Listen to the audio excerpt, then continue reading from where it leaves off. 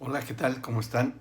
Es un gusto saludarles nuevamente y continuando con nuestras clases, con nuestros estudios del Antiguo Testamento, de todo lo que hemos estado considerando. Ya hemos visto la clase anterior lo que respecta a José que fue tan importante.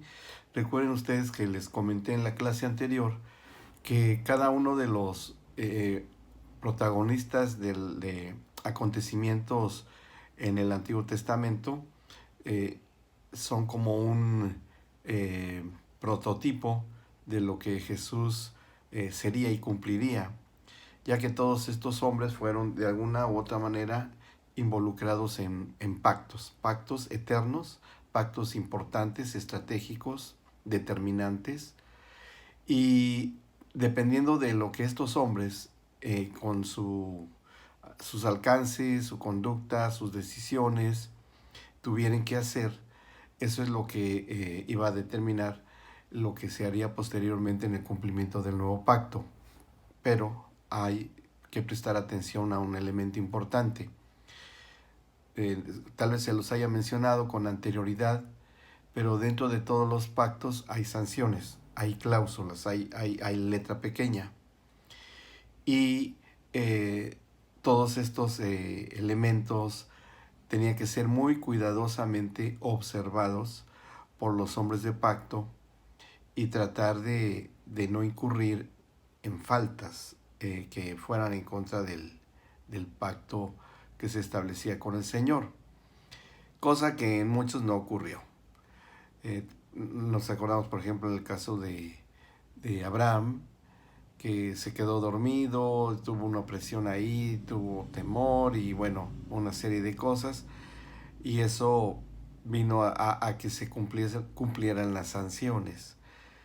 Yo les puedo decir que hay pocos hombres de pacto que hayan cumplido cabalmente al 100% las condiciones para llevar a cabo un cumplimiento perfecto de pacto. Y bueno, pero esa es la parte humana, y Dios en su gracia y misericordia vuelve nuevamente a sacar adelante a estos hombres para que de esta forma se pudiese cabalmente cumplir con los estatutos, las condiciones de cada pacto. Todos de alguna u otra manera hicieron y pasaron por lo mismo. Bueno, hoy vamos a ver otro hombre importantísimo, que se trata de Moisés. Vamos a entrar entonces a lo que es el Éxodo. Es muy largo esto, nos va a llevar algunas sesiones, pero está bien porque ustedes tienen que saber muy bien el propósito, el fondo de lo que es este tipo de análisis, de estudio, de interpretación hermenéutica, de una interpretación puntual, entendiendo la perspectiva mesiánica o atendiendo al cumplimiento en el devenir de la redención a través de Cristo. Que todas y cada una de estas circunstancias de pacto debían generarse conforme a la estrategia y el plan que Dios tenía. Así es que vamos a comenzar con Éxodo, en donde Dios ha prometido a Abraham de que habría de nacer de él naciones, y sobre todo una nación, que es por donde se seguiría la línea de la simiente de Dios, por donde debería venir la simiente en donde nacería el Señor Jesucristo. O sea, debería de conservarse toda la línea intacta, la línea en la cual los ministerios que desarrollaran los hombres de pacto también pudieran desarrollarse posteriormente con el Señor Jesucristo, para que todo fuese dentro de un ámbito legal. Que todo lo que el Señor Jesucristo pudo hacer, y no solamente Él en lo personal, en su sacerdocio, en su desarrollo ministerial, también se considerase los ámbitos espirituales que también fueron redimidos, y que también debía de tener un trasfondo legal para que se cumpliese la perfecta justicia del Padre, ya cumpliendo en la gracia en Cristo Jesús, en su tiempo, la forma como se dio, pero que todos estos antecedentes importantísimos que se dieron en las confirmaciones, en el establecimiento de pactos, se diesen bajo estas condiciones. O sea, el Señor buscó gente, hombres de pacto con un determinado perfil y aún espiritual, y que estos hombres, de ellos, saliera el practicar este compromiso. Entrando a la materia del Éxodo, que venimos desde Abraham, y que dentro de las promesas de pacto que se le hicieron a Abraham, en Génesis 12:2, de que de él habría de nacer una nación grande, y después vendrían las demás naciones que estaban contenidas en el ADN de Abraham. Entre esos estamos nosotros. Y bueno, dentro de las condiciones de pacto que tuvo Abraham, ustedes se recordarán que el Señor advierte cuando no obedece los elementos de pacto a Abraham, de esa nación que habría de nacer va a ser esclavizada por 400 años.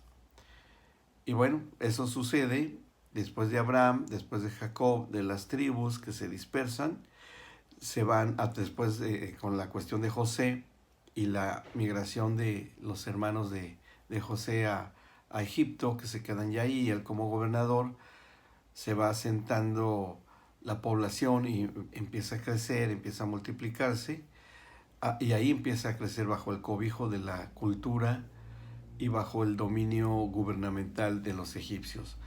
No así la cuestión de su teología, de su conocimiento de Dios, porque de alguna manera se fue conservando la referencia oral, la transmisión oral de lo que ya ha ocurrido desde el huerto del Edén, de Adán y Eva, después de lo que ocurrió con Babel, después de lo que ocurrió con Noé, después de lo que ocurrió con Abraham, hasta sus días.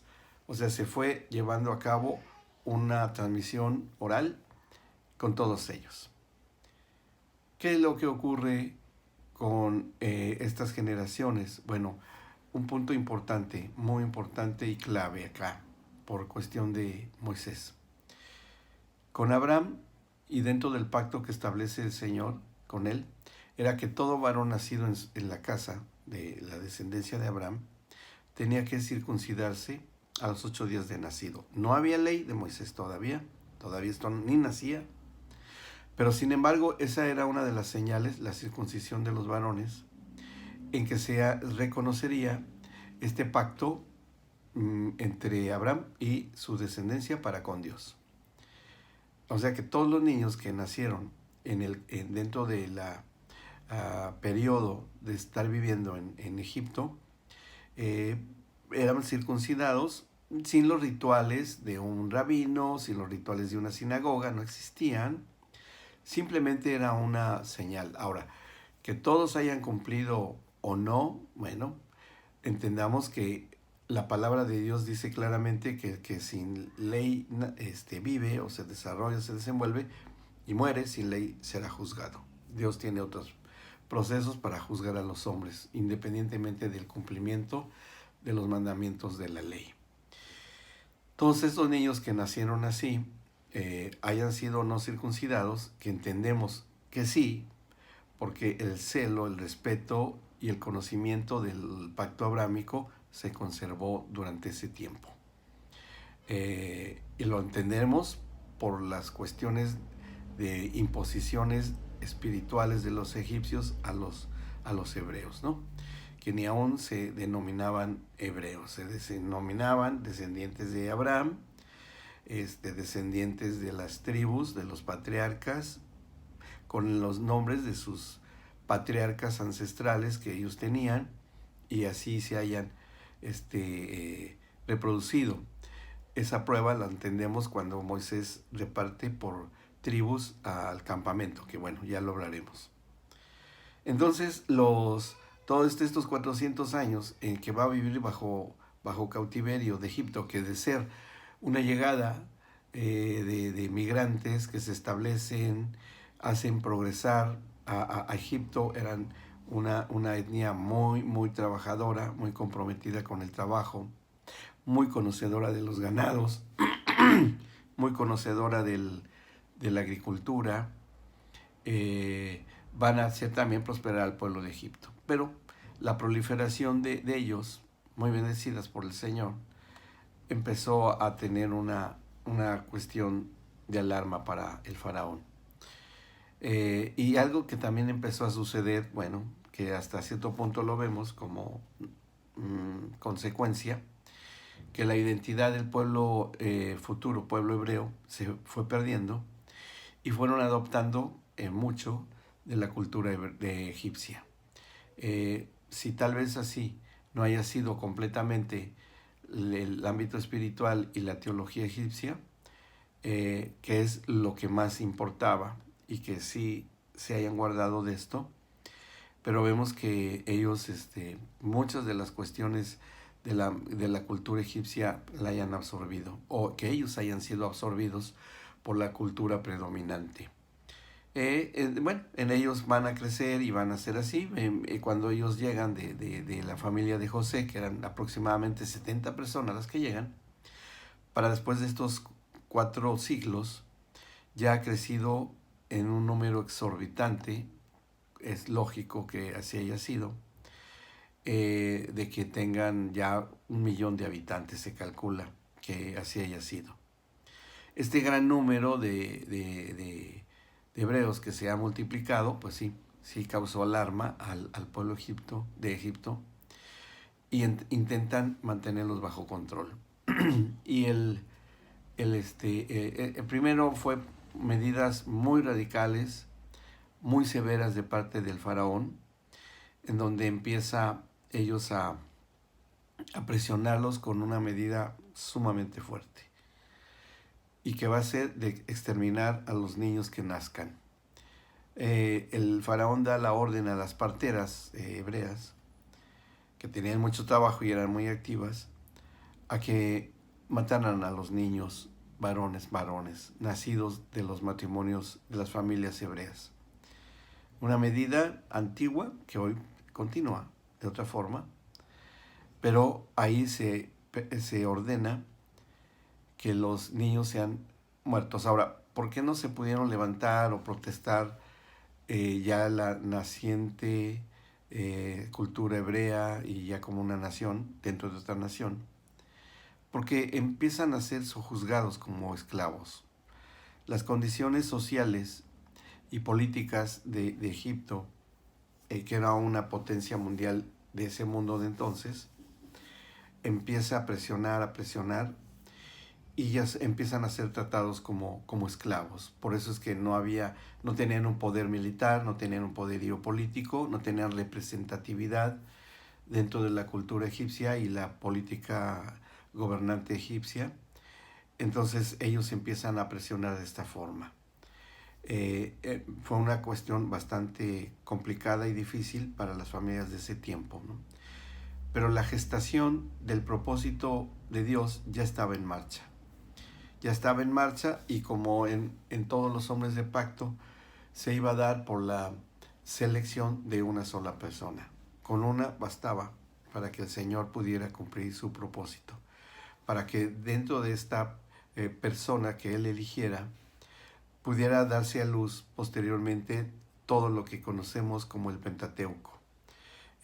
Ustedes recuerdan Éxodo, el libro del Éxodo, que significa salida, que es una parte tan importante y que está constituida en el Pentateuco por 5 libros, los 5 primeros libros de la ley, donde se concentra todo este corto periodo de la historia de Israel, que no fue muy grande, realmente fue relativamente, comparado a la historia de siglos aún del pueblo hebreo, fue realmente poco, porque todos los eventos contenidos en Éxodo, en Levítico, Números, Deuteronomio, ocurren en un periodo de 50 años, medio siglo, es muy poco. La vida de muchos de nosotros fue muy poco. Todos los eventos que contienen el primer libro apenas ocurrieron en 3 meses. O sea, realmente es muy poco el tiempo en el que se dio todo esto, aunque todo lo que posteriormente vendría, después de que se termine el periodo de Moisés y viene después la conquista de la tierra prometida y todo eso que ya veremos, pues sí, ya tiene ya una trayectoria de siglos, ¿no? Hasta ya el establecimiento de Jerusalén en el lugar en donde Dios determinó que se fueran. Entonces, todos este lapso y este periodo de historia tan breve, pero determinante, nos lleva a tratar de entender cómo fue este desarrollo en la historia del naciente pueblo hebreo. Siguiendo un orden cronológico, y yo voy a enviarles una hoja, bueno, una hojita para que se las puedan repartir, se las voy a enviar por allá, en donde viene esta cronología de una manera entendible y una manera sencilla, pero se las voy a relatar ahora. No se afanen en estarla escribiendo en este momento, porque se las voy a enviar, pero sí escúchenla, para que vayan ustedes teniendo vinculación, coherencia con la cronología de lo que ocurrió. Bueno, el pueblo hebreo de Egipto, ellos van a salir, van a emigrar, y de ahí en una peregrinación que se va a hacer por la salida, que lo veremos en detalle en la próxima sesión,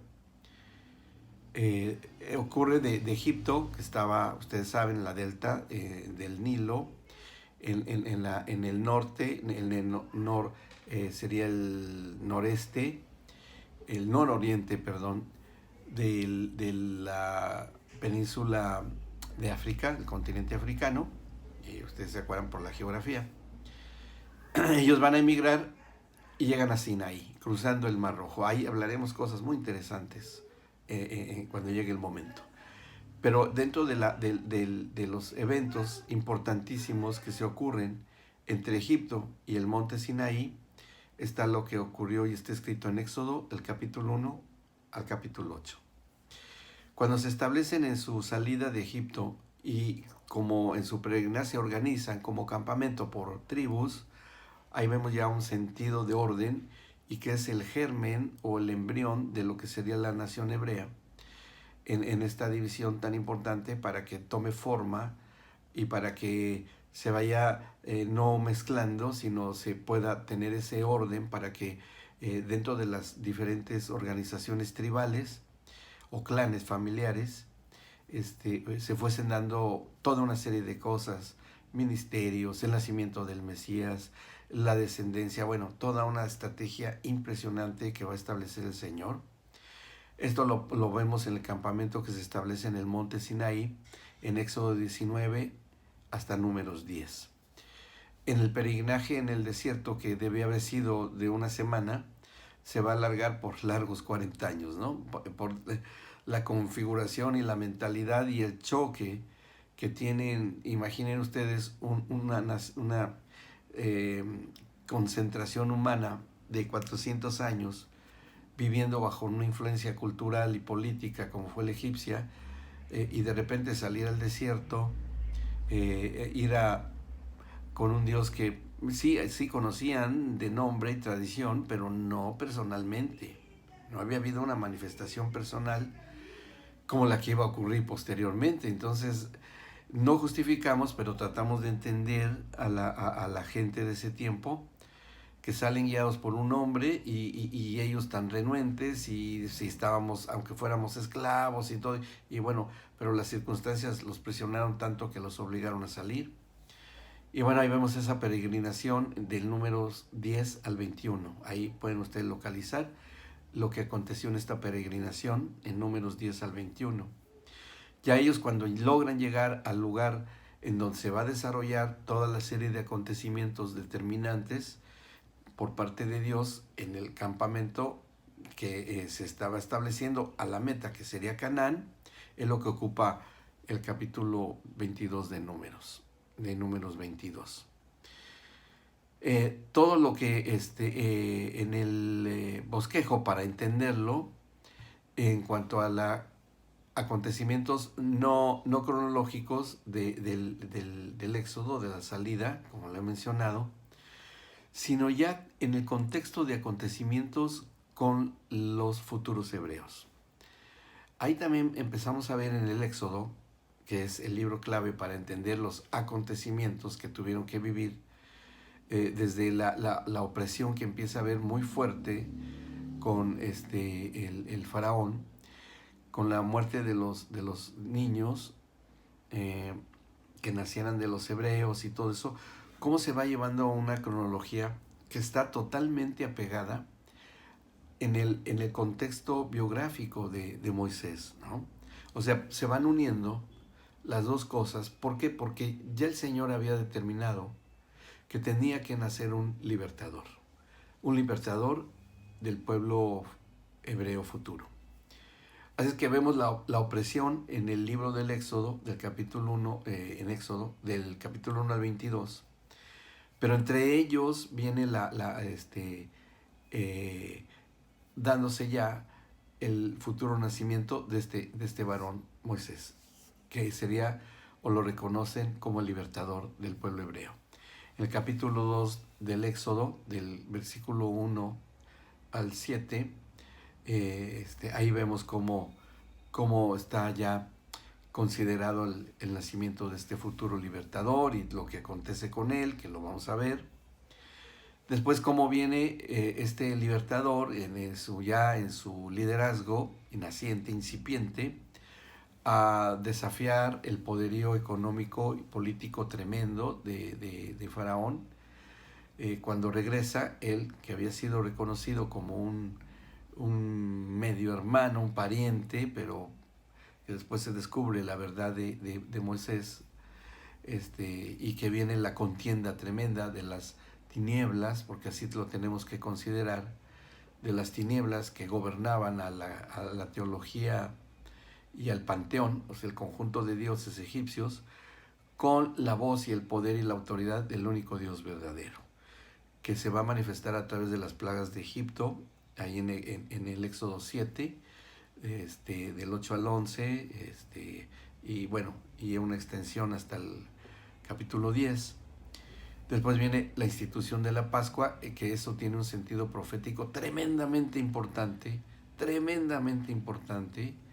igual de importante que lo que ocurrió con Abraham, y que va a ocurrir en la Pascua en el capítulo 12 del Éxodo, desde el versículo 1 al 36. Viene la salida de Egipto, se inicia el peregrinaje con el liderazgo de Moisés, de su hermano Aarón, las familias. En el Éxodo 12, del versículo 37, perdón, al 51.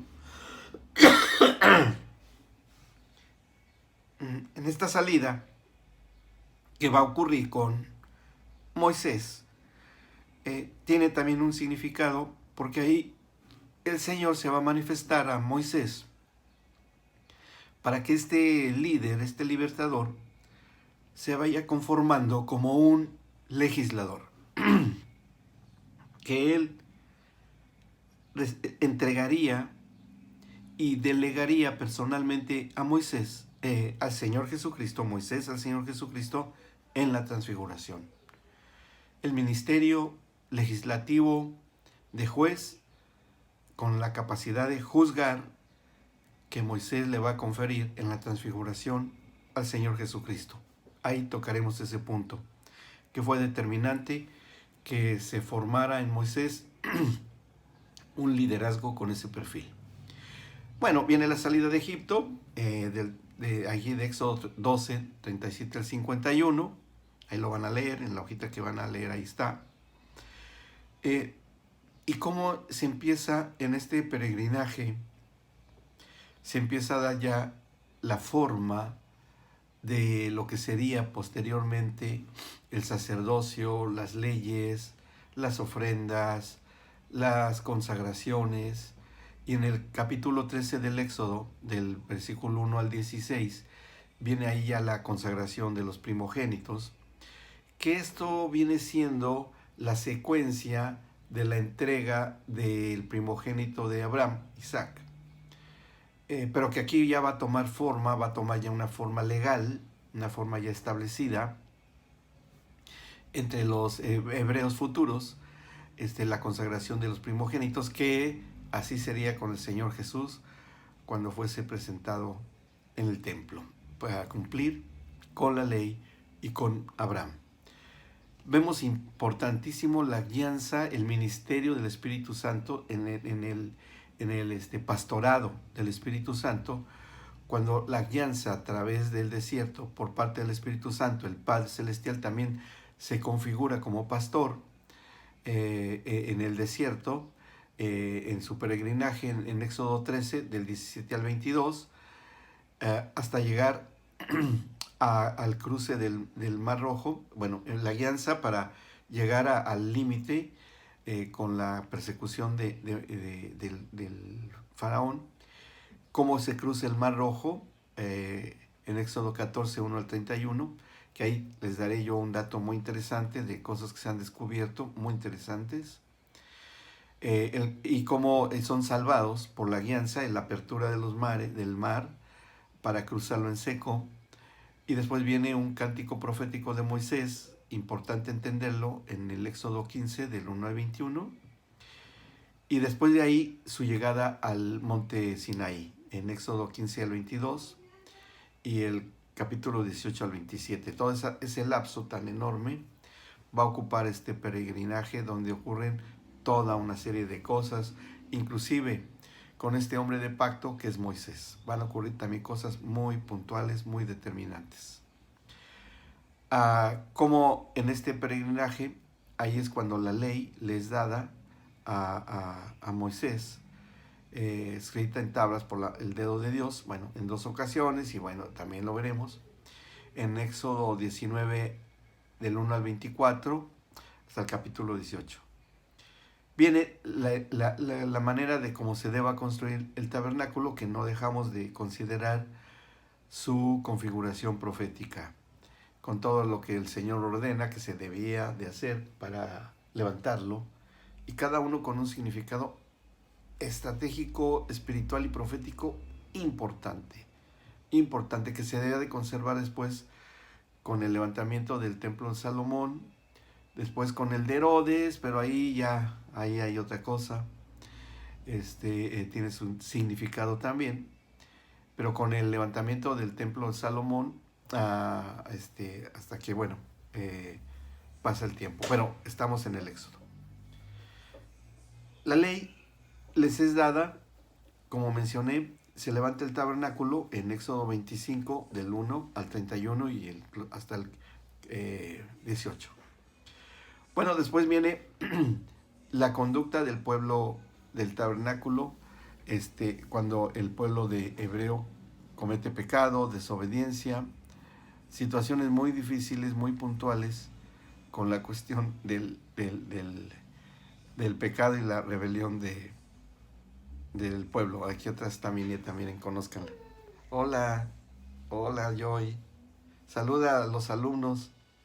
Se me metió aquí en la grabación, pero es para que disfruten una bebé argentina porque ella nació acá. Muy bien, viene el pecado del pueblo y sus resultados. En Éxodo 32, del versículo 1 al 34 hasta el 35, tremendo lo que ocurre ahí. La construcción del tabernáculo, en el capítulo 35, del versículo 1 al 40 al 38. Y todo esto que está aquí considerado en el libro del Éxodo, lo tenemos que entender perfectamente bien. Una vez que ya tienen ustedes la configuración de acontecimientos del libro del Éxodo y la intención, la esencia del pensamiento, las motivaciones, las acciones del Señor para con esta naciente nación, que tenía que ser modelada, se le tenía que dar forma, debería tener un formato también legal, legislativo, de que tenía que estructurar una mente, sí, religiosa, pero ellos habían salido de un contexto religioso pagano horroroso, terrible, y aún cuando ellos quedaran cautivos de un contexto religioso, de un conocimiento legalista, cosa que fue por la factura, la infraestructura humana de ellos, pero finalmente ya teniendo relación y comunión con el único Dios verdadero. Al menos se dio un paso importantísimo en la estrategia divina para poder tener una nación en la cual ya se conservara el reconocimiento del único Dios verdadero. Era un gran avance, aun con todos los errores, con todos los defectos, con todo lo que ellos hicieron, pero que ya iba a ser un gran precedente importantísimo. Esto va a ocurrir para formar y llegar a una conclusión importante con Moisés hasta el final de sus días. Y de ahí la delegación, los sucesores que habría de tener, que ya los iremos estudiando, iremos entendiendo bien qué ocurrió, por qué ocurrió y cómo ocurrió. Bueno, muy bien, queridos alumnos, estoy en deuda con ustedes de enviarles hoja con esta cronología para que la tengan, y les pido que la repasen, que la lean, que la analicen, que entiendan desde la perspectiva no tanto histórica. Sí, es importante y sí, es entenderla. Y no eran ni a los hebreos, porque todavía no estaban reconocidos como hebreos, pero sí ya estaba el ADN, ya estaba el orden, ya estaba la estrategia de Abraham, de Jacob, de Isaac, de Isaac, de Jacob, hasta ellos, hasta Moisés. Y es importante que se entienda que no se pierde la línea, no se pierde el ADN espiritual que estas gentes portaban, aunque no lo sabían, pero que bueno, Moisés logró conservarlo, como viendo al invisible, se le reconoce en el libro de los Hebreos, en la carta a los Hebreos, perdón.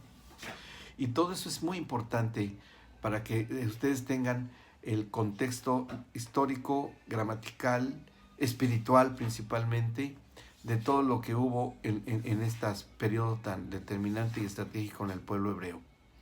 Que de alguna manera, independientemente de las costumbres, la cultura hebrea, fueron solamente circunstanciales, temporales, terrenales.